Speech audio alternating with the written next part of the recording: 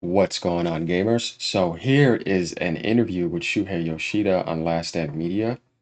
We know this guy likes PlayStation, Colin. I've seen some of his stuff on Twitter, but he says he's had some, I guess, beef or issues with Sony PR. In this interview, he's going to be interviewing Shuhei Yoshida, and we're going to get some more inside answers about what happened with Jim Ryan, who actually greenlit Concord, how did things really get started, right? He's going to spill out some more beans about what happened with Sean Layden and how the PlayStation team that used to be in strong synergy got broken apart, and how Jim Ryan ended up doing that and why that actually happened. So we're going to get more answers here that I think that are important. So obviously this interview is 2 hours long. As you can see, it's a long interview. So I'm going to do about, 20, 25 minutes of it. Including me talking, and then we'll do a part two as well. And then if there's anything else to do after that, depending on what I watch, if it's important, obviously we're going to do that. So let's truth seek in this video and see what he has to say, since he's not with Sony anymore, and he'll make that clear that, he can express more of his view on things. So like, comment, subscribe. Let me know what y'all think. All right, let's go.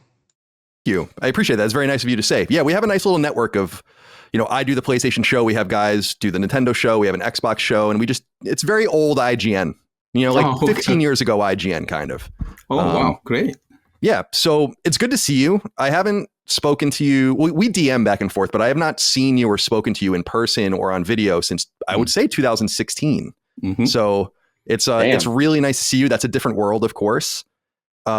Congratulations on a really wonderful career at Sony. You recently obviously announced that you were leaving. Everyone's obviously bummed about that, but you've had some time to reflect. I had a very productive day today, Shu, because I woke up and I put my earbuds in and I was cleaning and doing chores around the house, and I was listening to your interview with Greg, and then I listened to your interview with MinMax. Oh, thank you. Because I didn't want to be redundant. I didn't want to ask. Yeah. Yeah. And, I really liked how Ben asked different questions from what Greg asked. And if you can ask different questions, further, that would be really fun for me. I have a whole list. I have on the left side of the list, it's like things I wanted to pull at that were on the other ones, and then a bunch of things that I want to talk to you about. And like you said, I'm a PlayStation nerd in a major way, so I have so many things I want to ask you, and you're a little more untethered now that you're not at Sony. Yeah, so he's a nerd. That's okay. There's nothing wrong with that. But yeah, let's get ready to get to some answers here. So yes, right.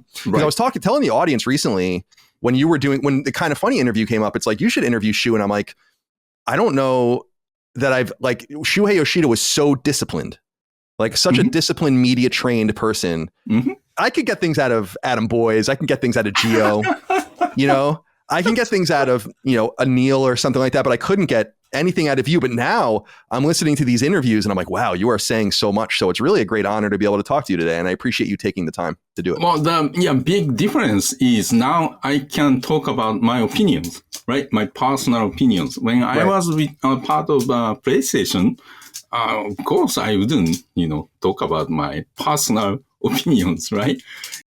So you kind of see what he says right there. And that's the thing, like when you're in the corporate world, when you're in the beast world, right? You're representing what you're working for. And he made it clear too by saying that I know I couldn't get what I really wanted to get out of you when you're representing Sony. Now that you're out, now you see him actually spilling the beans more, but look how long it took him to do that. Well, yeah, you got to leave. You know what I mean? Those are the rules. That's why I said you're a media trained personality, so you have to know what to say to the media to please whatever you're working for and who owns all that, especially at the top of the world. Because people may take it as a company position. So that's the biggest difference. But I'm not going to talk about the confidential information. So of course, we have to say, I might try, but we'll see. I got to give it up though, because Ben asked you a really great question about Nicholas Doucet at the Game Awards, not saying, like, going out of his way to not talk about Nintendo. You made a really great point that I had never considered, which is like, it's quite as simple as not wanting to be a headline. Like, and I was like, yeah, that's kind of that's obvious. So I get it. I get when you're inside the beast, you got to be a little bit more careful. I read your interview with GamesBeat as well, and that's making the rounds today. And the really interesting thing about that is you talking kind of explicitly about kind of being given an ultimatum. Well, I wasn't, be careful. I talked about Nico being careful. I wasn't being careful. I wasn't anticipating that became the headline. Right. Right. Yeah. Well, I also said that when Jim suggested if I would do the indie work, that position was created just for me. And I really, really wanted to do it. I thought that was a great idea because I was very concerned at that time, 5 years ago. You remember, PlayStation was criticized that from media and from indie community that PlayStation doesn't care about indies. That, I believe that was not the case, but that was a perception. And, especially in big shows during end of PS4 era, the big shows that we put together look like, just focus on AAAs and first-party titles.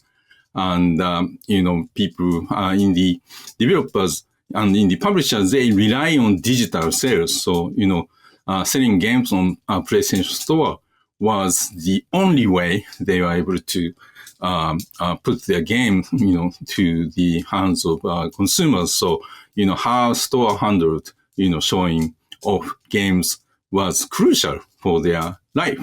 I was very concerned because I was a huge fan of indie games, how important it is for the industry and the future of the industry.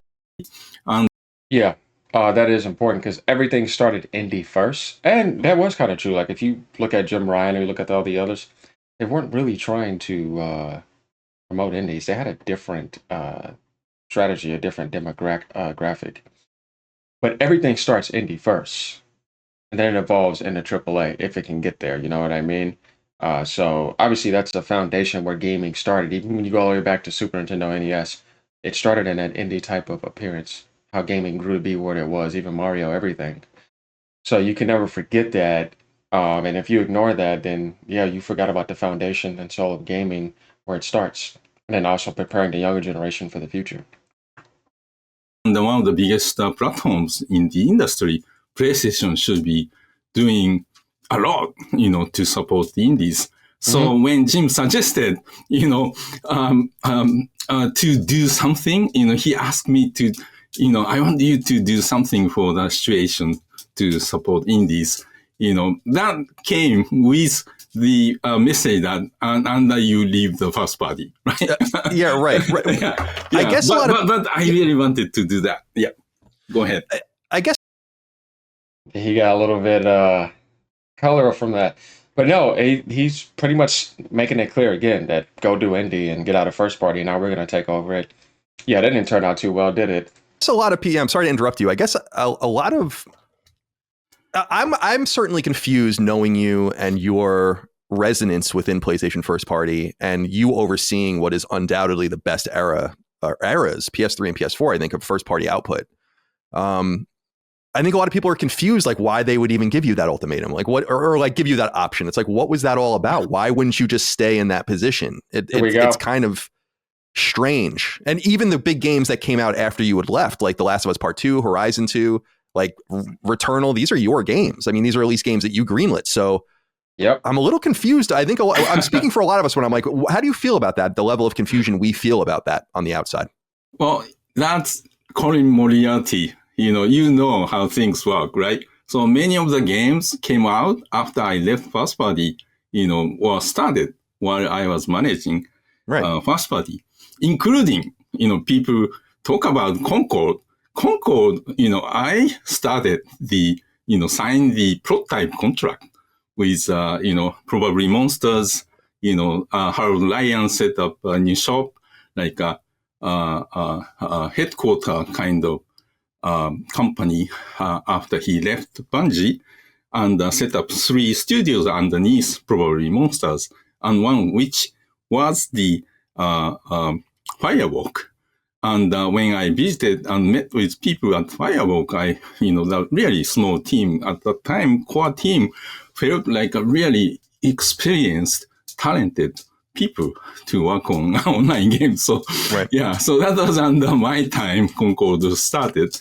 And, same way, Helldiver 2 did great last year, launch. But, Helldiver 2 was one of the, targeted as one of the launch titles of PS5. Right. There's actually I don't know if you've seen it leak, but So he just let you know that he started the prototype of Concord. You see, he said about the foundation of the three teams, one of them being Fireworks Studios, he saw them as being talented and they were going to work on Concord. And then when he got out of there, they took over. And basically the rest of Concord was handled by Jim Ryan and all the other people and Herman Host and all of them.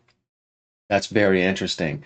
We just got some critical information on it. So he was involved with Concord. Interesting. But I respect him being honest about it. So we could say that part of the Japanese leadership for Sony in this modern era and the Western teamed up together to greenlight Concord. I mean, yeah, that's just stupid.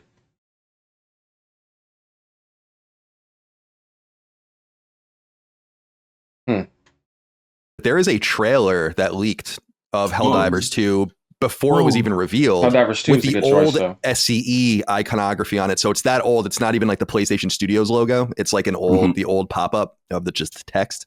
And so that game had clearly been percolating for a while. Well, time well spent, so the Returnal and Ratchet came out, within like 6 months of launch, and team at Arrowhead, and, studio management teams and Harman really supported the project to be the game that launched last year. So, that's great. And in terms of, so Jim didn't really explain to me other than, he was worried about the situation about indies. And to his credit, he really supported after, I took the job, within the company, he, always supported the indies initiative and sent a message within the company that it is very important. And in terms of supporting our partners, including, indies. So, I really appreciate Jim doing it.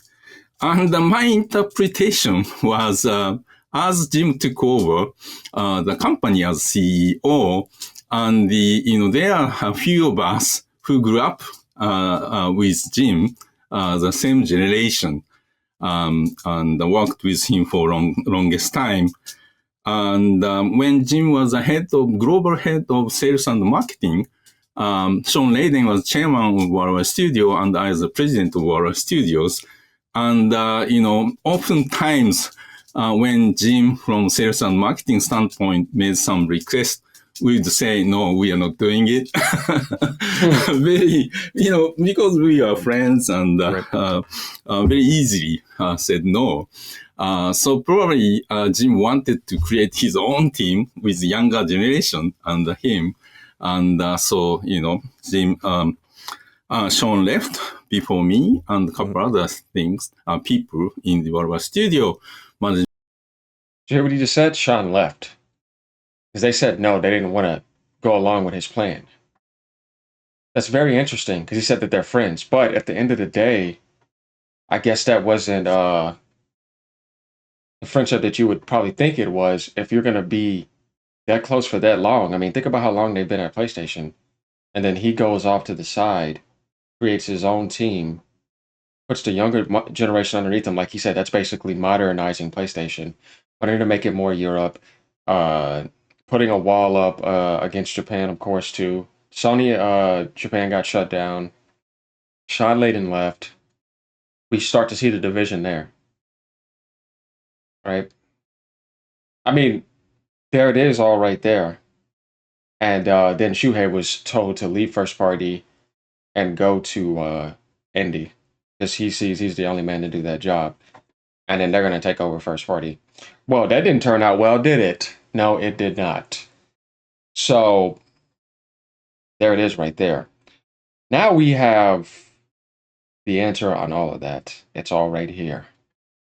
Management team from the same generation left. And when it came to my term, I really appreciated he suggested I do this indie work, that the position he created. I think it's important work too. And it's funny how things like ebb and flow, because at the late PS3 generation into Vita and PS4, there was that huge indie push. PlayStation loves indies and all of that. And a lot of great stuff from that era, the Guacamelee guys and Mercenary Kings and all the sorts of stuff. And then, it did kind of go away. And then it had to kind of get revived. And I so much has changed since you and I have really spoken. Nintendo never left it, and they were doing massive indie promotes. And then that's when people were realizing, hey, man, you don't do indie directs. You know what I mean? They'll do indie directs specifically for indie games, Nintendo, still to this day.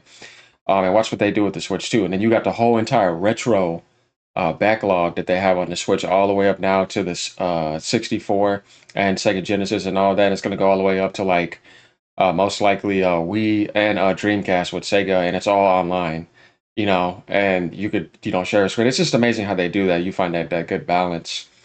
So yeah, I would say that we could see it too. Sony's definitely lost the leadership. You could see how things got broken up, because look how things are happening now. There's just a mess everywhere. That's just quite obvious. So they got to find their balance back again. We're going to see what happens. But it's going to take some time. You don't just snap your fingers and it comes back together. Microsoft got their stuff back together. Now they just need to get the hardware right for next gen, and everything's good. But hardware's only going to last so long in this world now. Just not the future. Okay, but I co-own an indie studio now. We've put out 6 games and on PSN, and it's a space that I care about, because it's how we're going to succeed or not. But also, I've learned so much about the industry just by doing it that I would have never known. So I'm glad that you go to bat for indies, because that's a lot of what I play. Thank you. And I know it's what you play too. So I want to pull in a couple other threads before I get into all the random shit that I want to talk to you about things that I heard you talk about on the other shows. And one of the interesting things you said, talk to Greg, that I thought was fascinating and I wanted to revisit was you talking about Killzone. So the shooters, Killzone, Resistance, and SOCOM. SOCOM, yeah.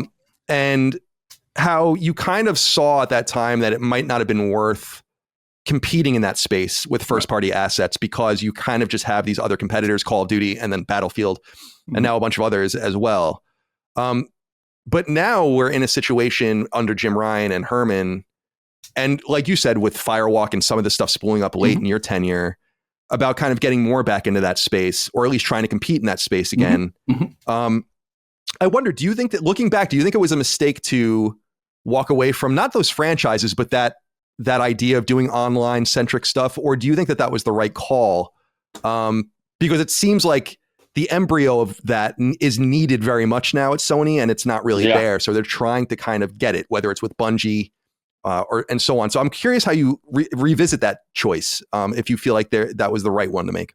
Yeah. So in the same interview, Greg's interview, I think I explained the way first party was managed under my time and the way things, were managed under Herman time was, made a big difference in my mind. Couple of things. One thing was, so in my time, I was managing software development, like, software business within the company, even though we are not exposed to the outside as a separate business. That, which means, I had a finite annual budget, several $100s, millions dollars to assign, allocate to projects. And I had to earn enough revenue from these titles to cover the cost of development and marketing, like an internal, like a virtual company. Yeah. So I had the title president. In that situation, looking at the market of online games, so we released, SOCOM, Resistance and Killzone.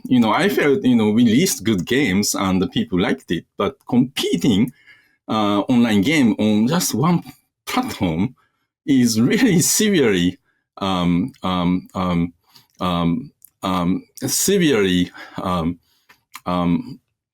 the word? Restricted? In a more difficult position.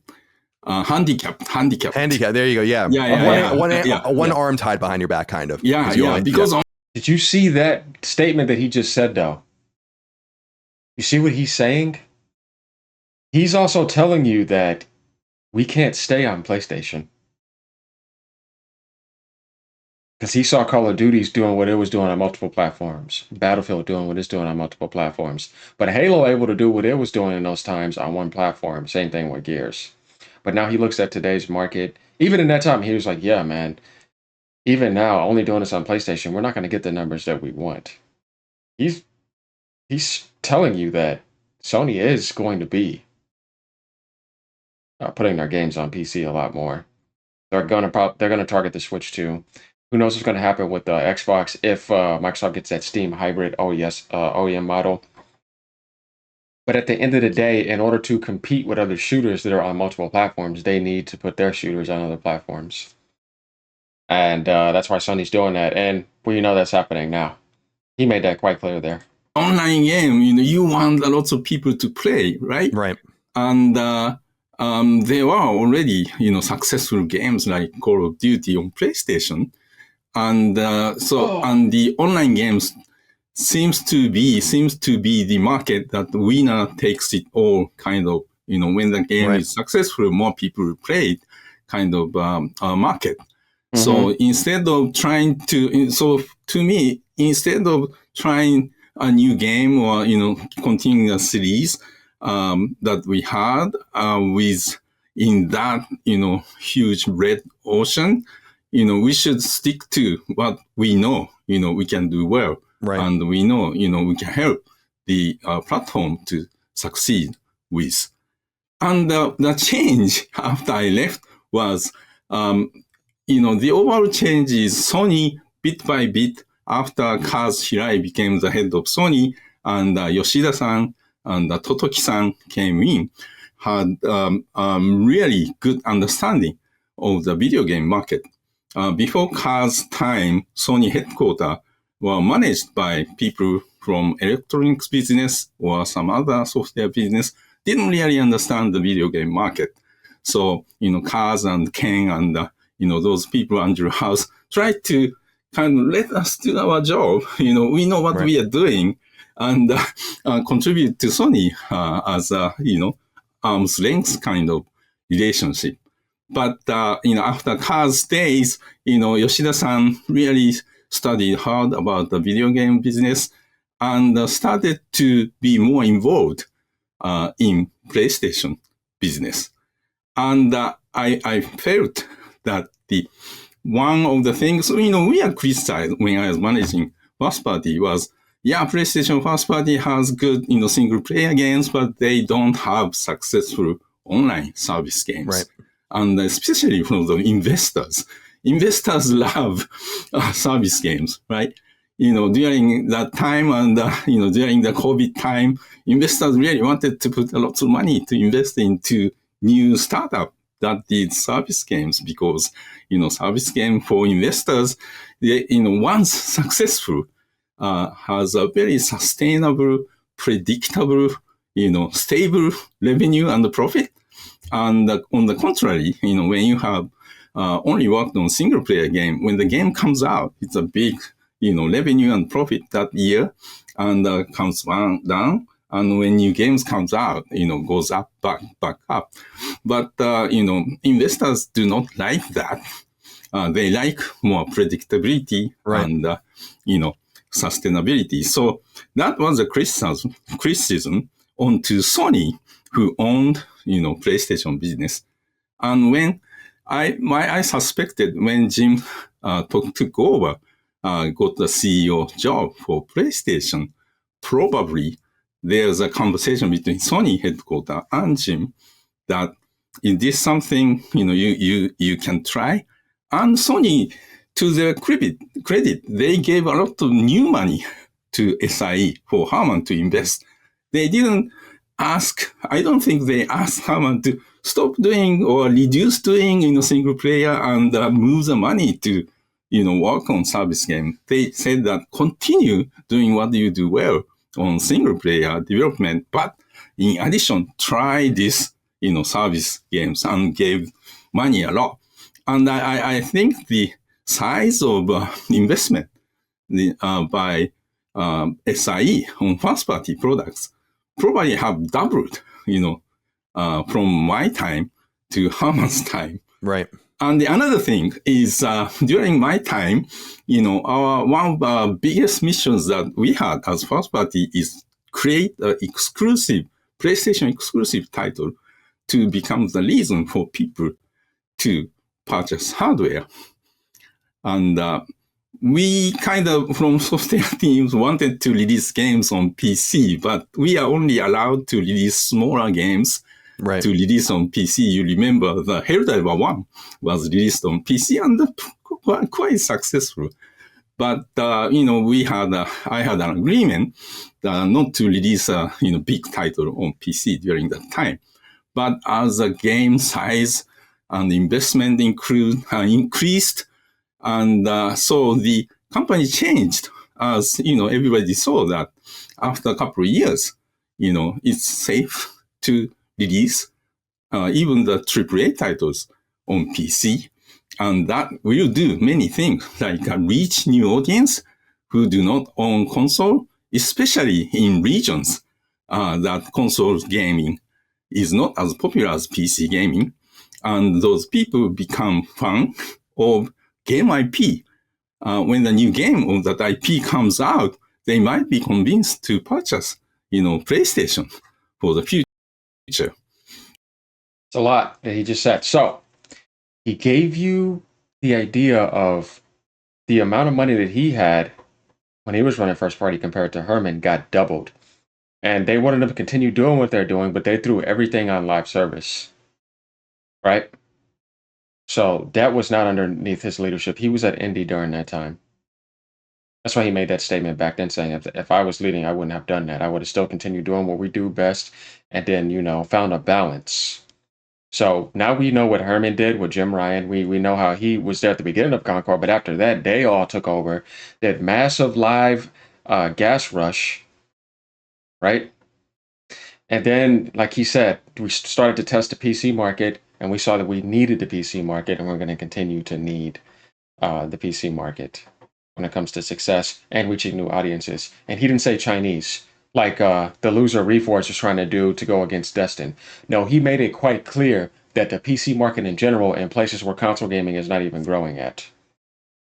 So it's just, you're just trying to reach PC in general. Somebody trying to take that way out of context. But this is the big chunk of the first interview. As we see, we're about 28 minutes here into this, and that's a lot.